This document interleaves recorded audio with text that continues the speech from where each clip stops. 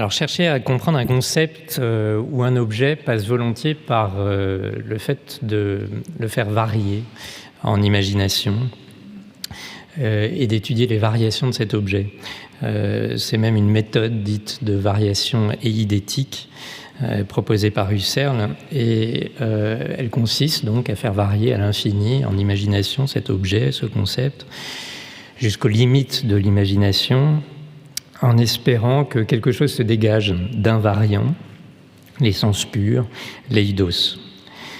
C'est peut-être l'idée de ce colloque gypsy autour du consentement, d'en faire varier toutes les formes pour essayer de mieux comprendre ce que pourrait être le consentement au gré de ces infinies variations.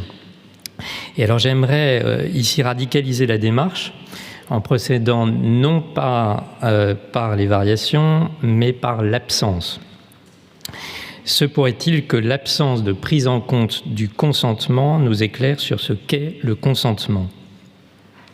Parce qu'effectivement, en psychiatrie, pour le psychiatre que je suis, au quotidien, nous sommes amenés à prendre des décisions contre l'avis d'un patient, donc en dépit de son consentement.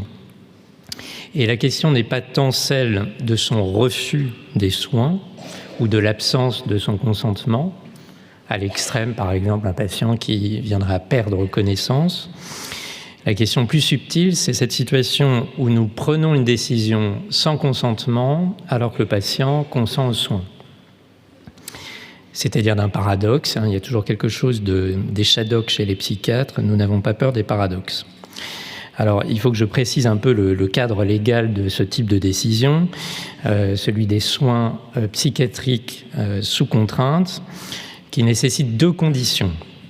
Premièrement, que l'état mental du patient nécessite des soins immédiats assortis d'une surveillance médicale constante en milieu hospitalier. C'est la condition médicale, la nécessité des soins et de cette surveillance en milieu hospitalier. Et deuxièmement, c'est ce qui nous intéresse, que les troubles mentaux de l'intéressé, je cite les termes de la loi, rendent impossible son consentement. Donc, on définit une situation où le consentement est impossible. Et encore une fois, parmi celles-ci, ce qui m'intéresse, c'est pas tant les situations où le patient ne consent pas que les situations où il consent, mais où on considère qu'il n'a pas consenti. En quelque sorte, un consentement sans validité, au-delà de cette limite, laquelle votre consentement ne serait donc plus valable, plus valide. Évidemment, je paraphrase ici le titre de Romain Gary, et on peut se demander quelle serait cette limite. Alors, pour comprendre cette notion de consentement sans consentement, il faut commencer par imaginer son horizon. Première réflexion, le consentement ne vaut que pour un moment donné.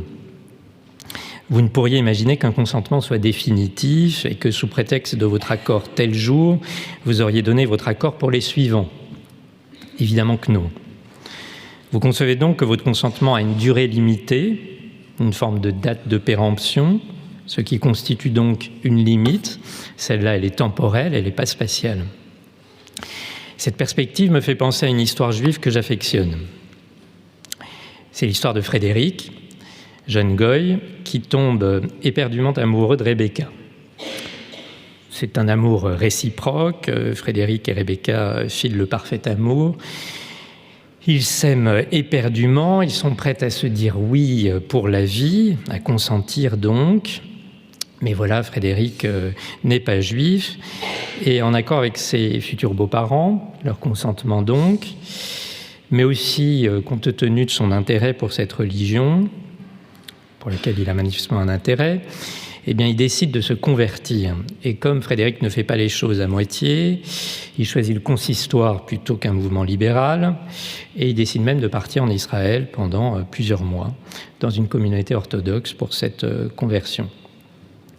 Quelques longs mois plus tard, en fait presque une année, il revient, il se fait désormais appeler Moshe, et surprise, les retrouvailles avec Rebecca sont tièdes. Moshe est distant et même évitant. Rebecca s'inquiète, elle patiente, elle ne retrouve pas son Frédéric, et puis un jour elle décide de le confronter, Et elle s'entend alors répondre « Tu ne crois tout de même pas que je vais consentir à épouser une fille qui était prête à consentir à épouser un goy ?»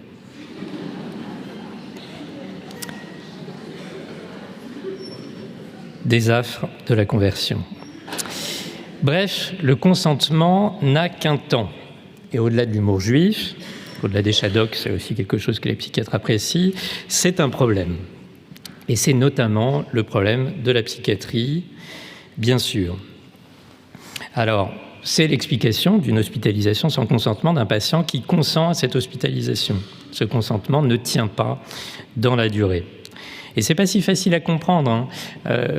Par exemple, en tant qu'enseignant, je suis confronté tous les jours, non, peut-être pas tous les jours, mais à chaque fois que j'échange avec des étudiants en médecine, au fait qu'ils considèrent le consentement comme une valeur absolue. De sorte que, par exemple, dans leur réponse sur un cas clinique, ils indiquent typiquement si l'hospitalisation est nécessaire, recherche du consentement et en absence de consentement, hospitalisation sans consentement. C'est-à-dire qu'il n'y a pas la possibilité, ils n'ont pas compris les termes mêmes de la loi, d'une hospitalisation sans consentement, bien que le patient consente. Pour eux, à partir du moment où on obtient le consentement, alors il y a consentement. Et sans même se poser la question de la violence qu'il y aurait à obtenir ce consentement, violence ou subterfuge, capacité que le psychiatre, qui a quelques talents en matière de négociation, pourrait avoir à arracher ce consentement à son patient. Et en 2023, pour un étudiant en médecine, le consentement, c'est ça, c'est l'obtenir. Et s'il est obtenu, alors il y a consentement, il n'y a pas de contrainte, c'est sans avoir compris les termes mêmes de la loi et en fait de l'exercice de la psychiatrie. Alors, pour être plus précis, on peut partir de la jurisprudence. Je vais vous donner 2 exemples. Madame Z, 68 ans, est admise en soins sous contrainte dans un établissement psychiatrique du département du Nord. Elle est admise à la demande d'une de ses filles, c'est un soin à la demande d'un tiers, SPDT, sur la base d'un certificat rédigé par un médecin urgentiste, on en avait vu un hier. À la suite de la période d'observation de 72 heures, donc il y a des certificats initiaux, puis 24 heures, puis 72 heures, et puis ensuite il y a un nouveau certificat, et puis l'examen du juge des libertés. Donc, à la suite de la période d'observation des 72 heures, le directeur de l'établissement décide de son maintien en hospitalisation complète. Elle est alors auditionnée par le juge des libertés, le JLD, qui constate la régularité de la procédure et confirme le maintien de la mesure. Et Madame Z fait appel de cette décision, arguant que les critères légaux qui permettent de justifier l'hospitalisation ne sont pas réunis. Et pourquoi ? Parce qu'elle consent aux soins.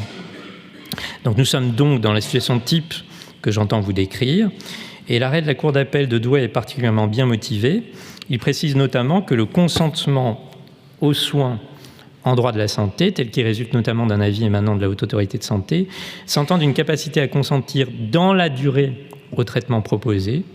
Il est jugé ici instable, et alors que l'état pathologique nécessite des soins. L'évaluation de la qualité du consentement est considérée comme du seul ressort médical.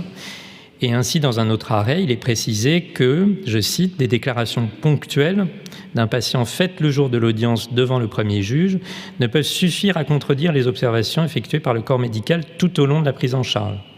C'est aussi ce que rappelle un arrêt de la Cour de cassation, je cite, « l'évaluation du consentement aux soins relève du seul domaine médical et s'opère de préférence selon les aspects définis par la Haute Autorité de Santé, la notion de consentement aux soins étant sans rapport avec la notion de consentement en droit civil et le consentement donné à l'audience n'ayant, au regard de sa volatilité, je crois que le terme est très important, sa volatilité, aucune valeur. Si bien qu'en retenant, cependant, à l'appui de sa décision, ordonnant la main levée, que lors de l'audience, M. Y se disait prêt à voir un psychiatre, le conseiller délégué du premier président de la Cour d'appel a statué par des motifs inopérants en substituant son avis à l'évaluation médicale du consentement opéré par le médecin psychiatre et partant à violer l'article L3212-3 du Code de la santé publique. Bref, il n'est pas possible de se contenter de la seule recherche du consentement et ainsi de se dispenser de l'évaluation de la validité de ce consentement. Et lui-même, le juge, n'en serait pas le meilleur juge. Cette évaluation est médicale. Ce qui revient à dire, et c'était mon point, qu'il est possible d'hospitaliser sans consentement un patient ayant donné son consentement. Alors, qu'en conclure ? Tout d'abord, que l'exercice de la psychiatrie n'est pas simple. Nous devons naviguer entre... Pardon, c'est mieux comme ça ? Alors, l'exercice de la psychiatrie n'est pas simple et que nous devons naviguer entre Charybde et Scylla.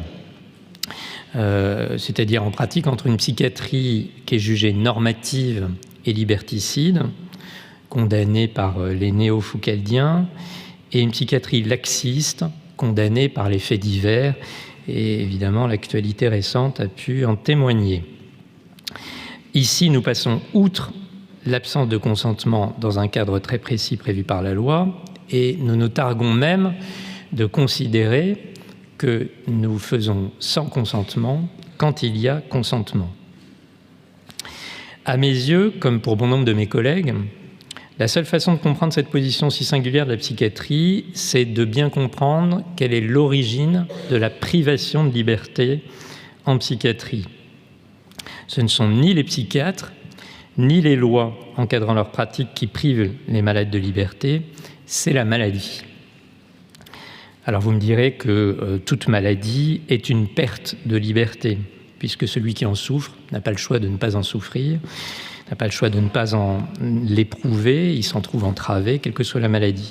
Oui, mais pour la psychiatrie, il ne s'agit pas de tel ou tel membre, tel ou tel organe, il s'agit de quelque chose qui affecte son fonctionnement, son identité, les déterminants de sa personnalité, donc bien au-delà de tel ou tel organe, tel ou tel membre.